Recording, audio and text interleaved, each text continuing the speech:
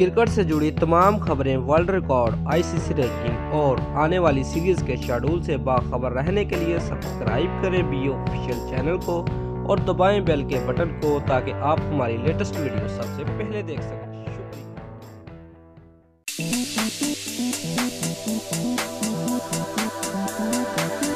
Viewers, कौमी team के कप्तान सरफराज अहमद ने ऑस्ट्रेलिया के खिलाफ सहा मुल्की सीरीज के दूसरे मैच में बदतरीन शिकस्त की वजह बता दी।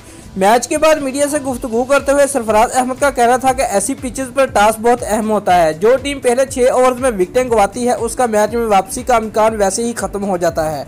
स्टैनली को शानदार बॉलिंग का क्रेडिट जाता है, जिसने तेज रफ्तारी से बॉलिंग करते हुए बाउंस के जरिए हमारे बल्लेबाजों को परेशान किया। अब अगले मैच के लिए हमें बहुत काम करना होगा। व्यूअर्स, याद रहे कि सहा अफ्रीकी T20 सीरीज के दूसरे मैच में ऑस्ट्रेलिया ने पाकिस्तान को 9 विकेटों से शिकस्त दे दी।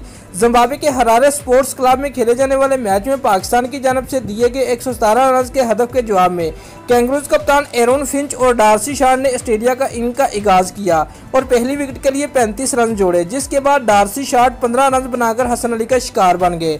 एरोन फिंच और ट्रेविस हेड ने दूसरी विकेट के लिए 82 रन जोड़कर टीम की कामयाबी दिलाई। कैंगरूज कप्तान 68 रन के साथ नाटा उठ रहे।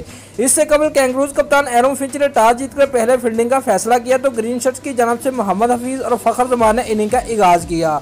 स्टीन लेग के पहले ही ओवर की तीसरी गेंद में मोहम्मद हफीज बगैर कोई रन बनाए एरोन फिंच को कैच देकर पुलीन लौट गए। दूसरी विकेट पर हुसैन तलत और फखर जमान ने 12 रन की शराकत कायम की तो हुसैन तलत भी स्टैनली का शिकार बन गए, जिसके बाद फखर जमान भी स्टैनली की गेंद कैच आउट हुए। वो 6 रन बना सके। कप्तान सरफराज अहमद भी 4 रन बनाकर स्टैनली का शिकार बने, जबकि शुएब मलिक का सफर 13 रन तक महदूद रहा और आसफ अली भी 22 रन तक टीम का सहारा बने। शादाब खान के 29 और फ़हीम अशरफ के 21 रन की बदौलत पाकिस्तानी टीम 100 रन का मजमूआ पार करने में कामयाब हुई और सरफराज 11 की इनिंग का खात्मा आखिरी ओवर में 116 रन के मजमूए पर हुआ।